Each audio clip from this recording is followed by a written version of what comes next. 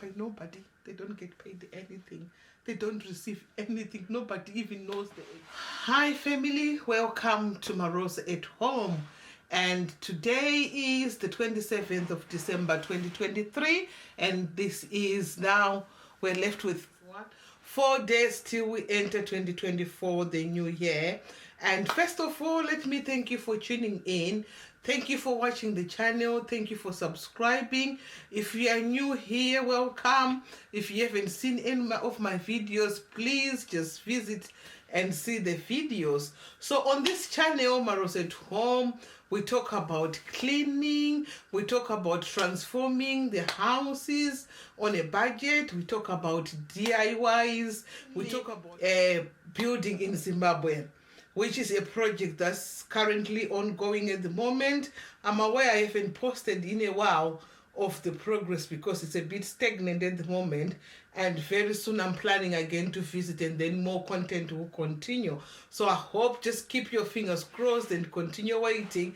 Content is going to be coming out hopefully at some point in the new year. And today's video is a bit of emotional, I don't know how to call it, but I'm just going to talk about a few things that I struggle with when I visit Zimbabwe. Zimbabwe is my country. I love my country and I enjoy going there. But there are a few things that I encounter during my travels that I do struggle with, and I'm going to discuss them on here.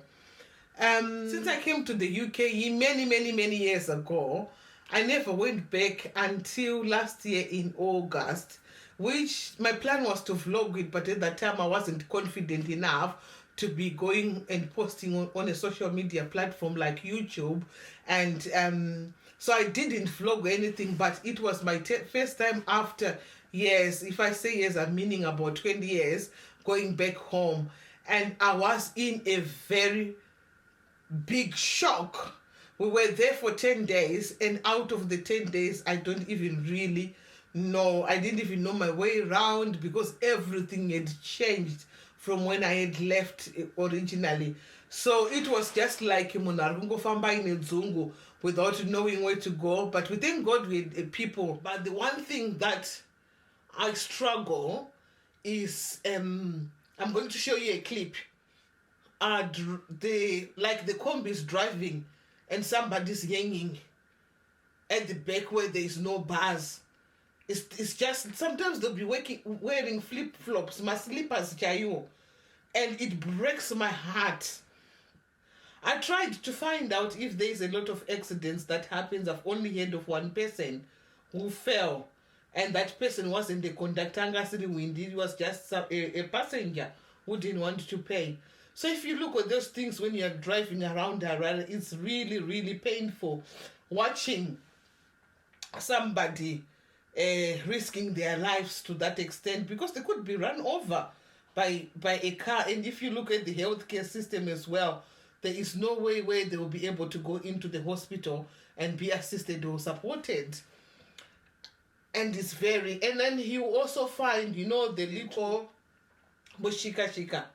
It is a 5-car seater, but you find that in the boot there's 3 people. You can only know there's 3 people by counting their legs, and then you count 6 legs. And then you look at the front, there's 3 people sitting there, and in the middle there's 4 people sitting there. And I always think, what if this car is involved in an accident? What is going to happen? The second one is the healthcare system.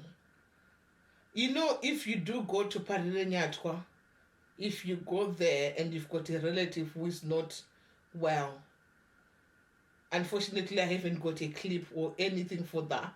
I've experienced the private one where one of my nieces was in a private hospital. We went there to see her in the avenues, and the standards, I couldn't complain.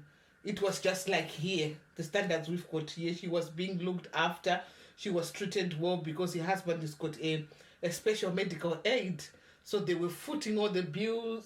For places like Parirenyatwa or Gomo, you take your patient there to support them so that they can be seen. And then what will happen, you've got to go and look for your own bed.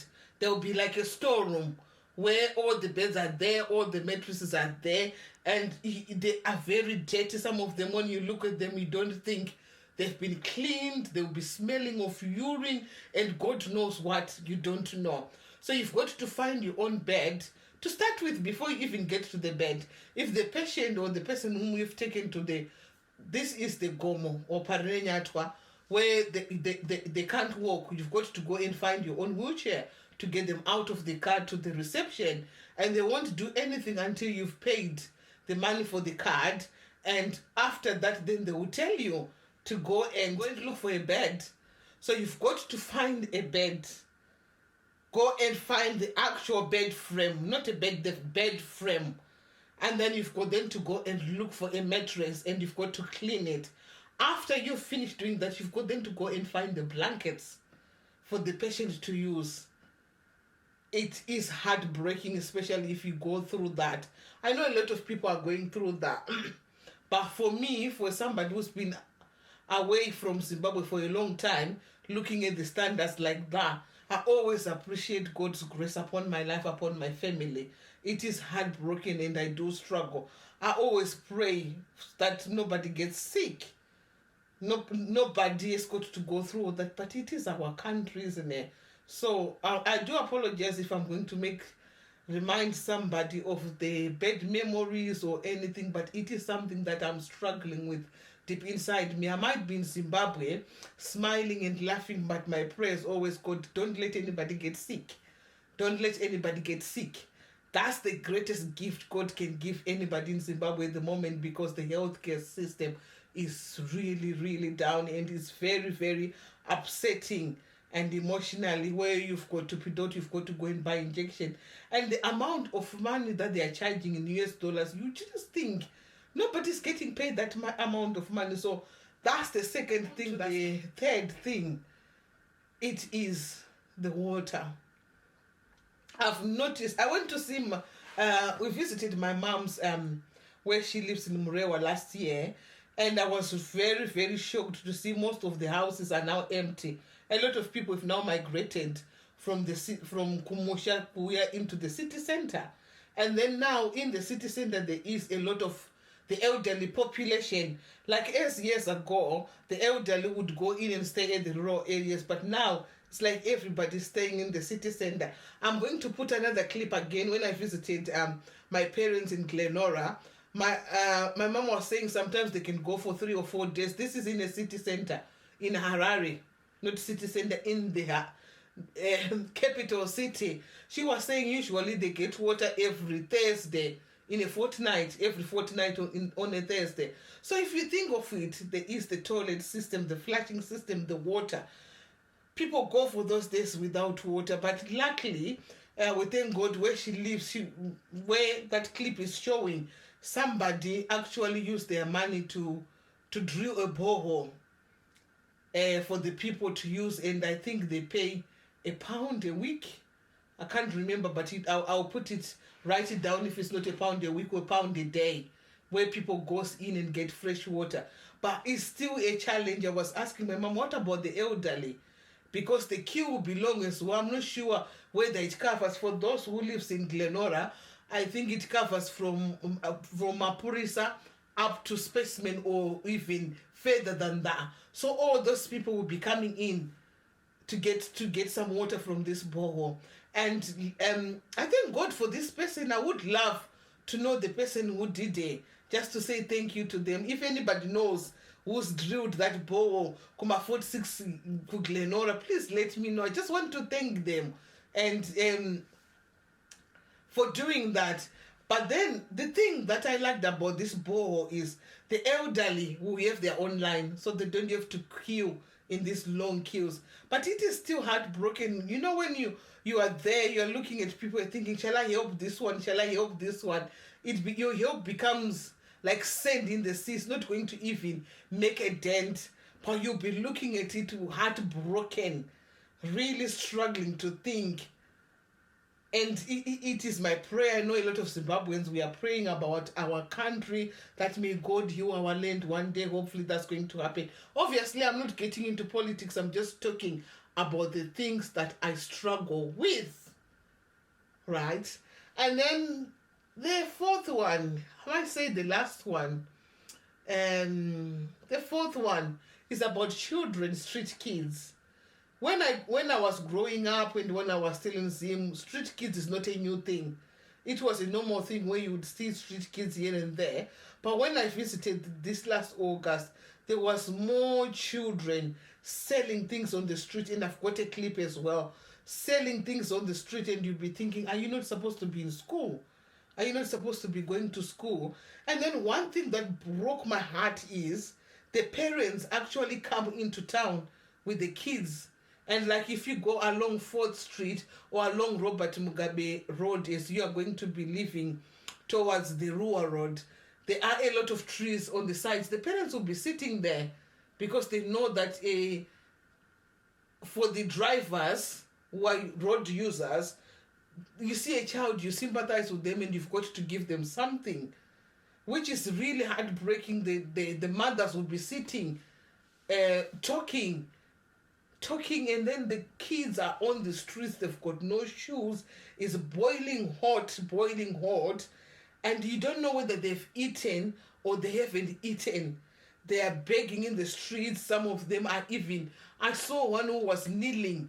You know Mutara, where the Tara in Engejipisa, somebody was even kneeling, begging for money or any food. And on that day, I think I only had managed to grab them and give them 2 liters of Masoe cream soda before I could do anything. But that's not going to help. It will just help for that day. But it is heartbreaking to be seeing that.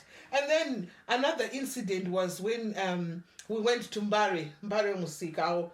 If you haven't watched the video, you can watch. Because of the time that we haven't been in Zimbabwe, you know, some of the areas you need somebody to guide you, somebody to tell you what's happening, because things have evolved, things have changed. It's no longer the same when we used to live in Zim in the early 20s. Everything is already like a completely whole new thing.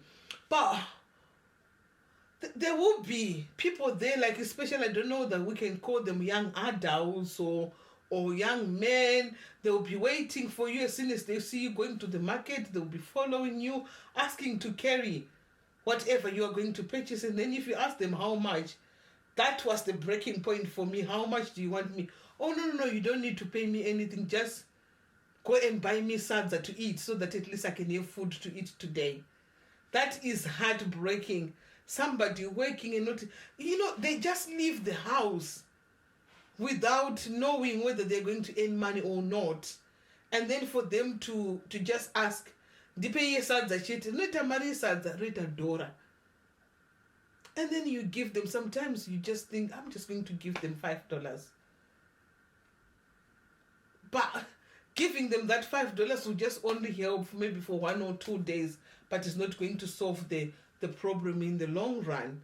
So it is one of the areas that I struggle with. Let me show you another clip. You know, in Harare city center, there's a lot of traffic and the traffic lights don't work.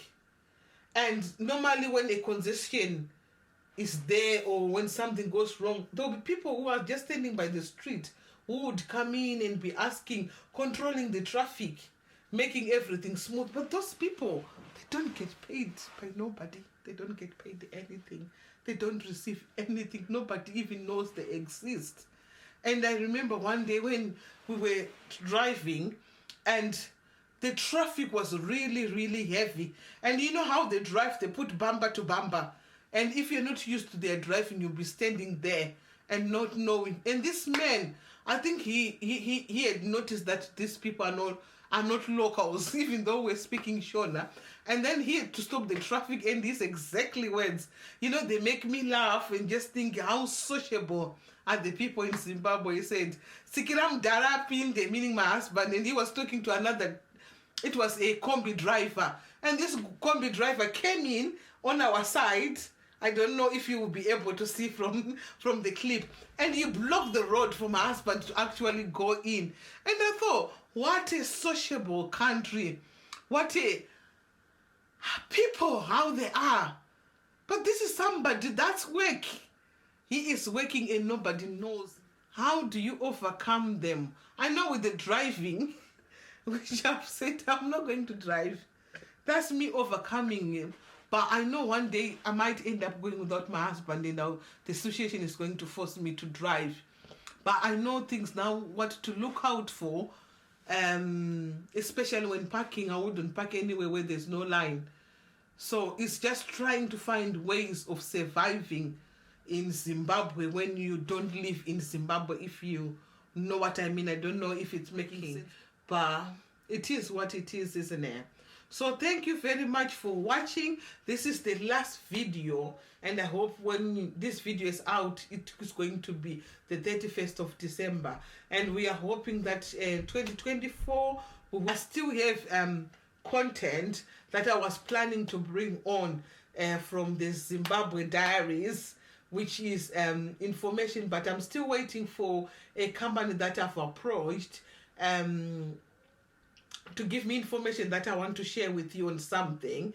And then I'm also going to be, some of the things that I need to share with you, I'm waiting for the information to be complete before I can share it on this platform. So there's still content to come in from Zimbabwe, and I hope it's going to help somebody. And I still need to continue again with the content of building in Zimbabwe, which is a massive project. And thank you for everybody who's been watching. Thank you for everybody who's been sharing. Thank you for all your comments. Thank you for all your concerns. And thank you all for your love. And I hope you've had a very nice Christmas, and I hope that you're going to enter 2024 by God's grace, and let the year be fruitful to you. Let it be a productive year, and let it be a year that's full of happiness. So thank you for watching,